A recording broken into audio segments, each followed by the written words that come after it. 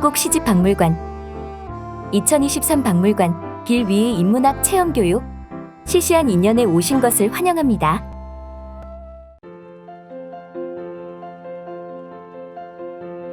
시시한 인연시설 1에서는 시인 만해 한용운과 육당 최남선, 정지용과 윤동주의 인연을 그들이 활동하던 시대 상황 속에서 살펴보고 인연 주제의 시를 감상 후 아크릴판에 필사하여 시적이고 감성적인 아크릴 무드 등을 만들어 보겠습니다.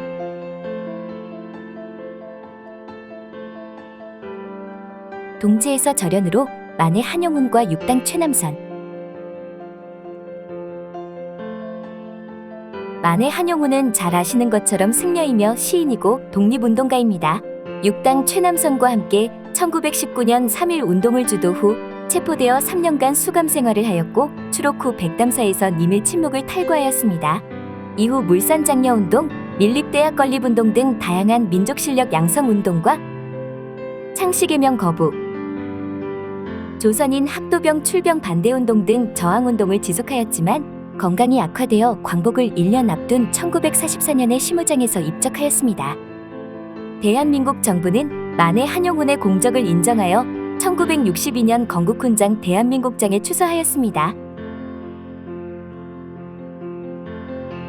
육당 최남선은 시인이며 역사학자로 근대시에서 현대시로 넘어가는 과도기에 신체시, 해익에서 소년에게 저자입니다.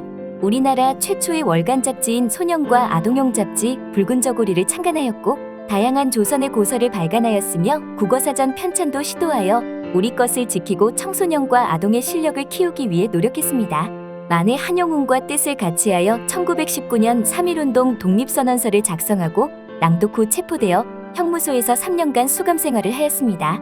추록 후 독립운동을 지속한 만해 한용운과는 달리 육당 최남선은 친일의 길을 걷게 됩니다.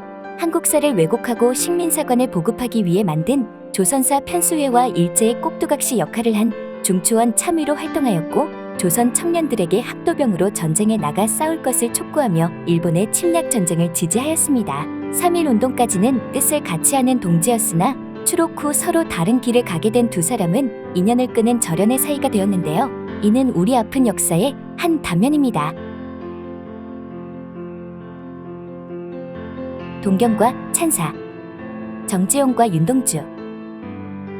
시향수로 유명한 정지용 시인과 서시의 윤동주 시인은 15살의 나이 차이가 있지만 일제강점기에 작품 활동을 하면서 암울한 현실에 대한 절망과 고뇌를 표현한 작품들을 남겼다는 공통점이 있습니다. 정지용 시인은 1902년 옥천 출생으로 휘문 고등학교 재학 중이던 1919년 학교에서 3.1 운동을 주동하다 무기정학 처분을 받았고 우여곡절 끝에 학업을 마치고 일본 유학길에 오릅니다. 1917년생인 윤동주 시인이 습작과 창작을 하던 청소년기에 정지용 시인은 이미 유학을 마치고 한국에 돌아와 학생들을 가르치며 이상, 박목월, 박두진, 조지훈 등의 시인들을 문단에 소개하고 등단을 도왔습니다. 그리고 1935년에는 본인의 첫 시집이자 한국 현대시의 대표작으로 평가받고 있는 정지용 시집을 발간하였습니다. 정지용 시인을 동경했던 청년 윤동주는 정지용 시집을 구입 후 시집에 1936년 3월 19일 동주소장이라고 써놓고 매우 아꼈다고 합니다. 윤동주 시인의 습작 시기의 작품과 창작 노트를 보면 청소년 윤동주가 정지용 시인의 영향을 많이 받았을 뿐만 아니라 우상처럼 동경했음을 알 수 있습니다. 따라서 청년 윤동주가 정지용 시집을 얼마나 소중하고 중요하게 생각했을지 짐작할 수 있습니다. 두 사람은 윤동주 시인이 일본으로 유학 가기 전인 1941년에 정지용 시인의 자택에서 만나서 시에 관한 대화를 나누었다고 합니다. 이후 두 사람이 직접 만난 적은 없지만 인연은 계속됩니다. 1942년 윤동주 시인은 정지용 시인이 다녔던 일본 교토의 도시샤 대학 영문과에 편입하여 선후배의 인연을 이어가며 정지용 시인이 유학 시절 향수, 카페 프랑스 등의 시를 썼던 것처럼 윤동주 시인도 한글로 시를 썼습니다.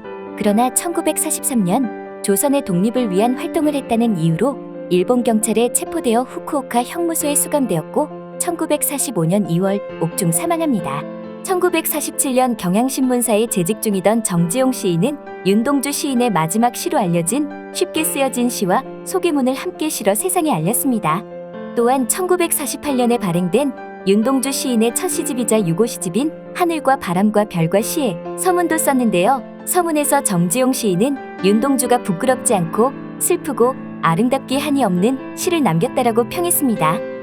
일제강점기라는 현실에서 아무것도 할 수 없는 자신을 탓하며 성찰하고 희망을 찾으려 했던 시인 윤동주에게 최고의 찬사가 아닐까 싶습니다.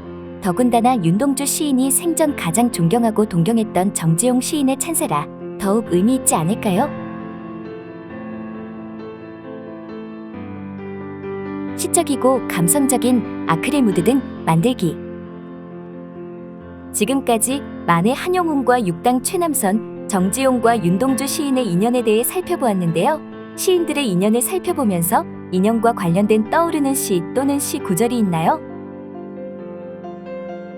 여러분이 떠올린 수많은 시들을 대표해서 조우현 시인의 사랑의 거리를 함께 감상할게요. 사랑의 거리, 무산 조우현. 사랑도 사랑 나름이지. 정녕 사랑을 한다면 연연한 여울목에 돌다리 하나는 놓아야. 그 물론 만나는 거리도 이승 저승쯤 되어야.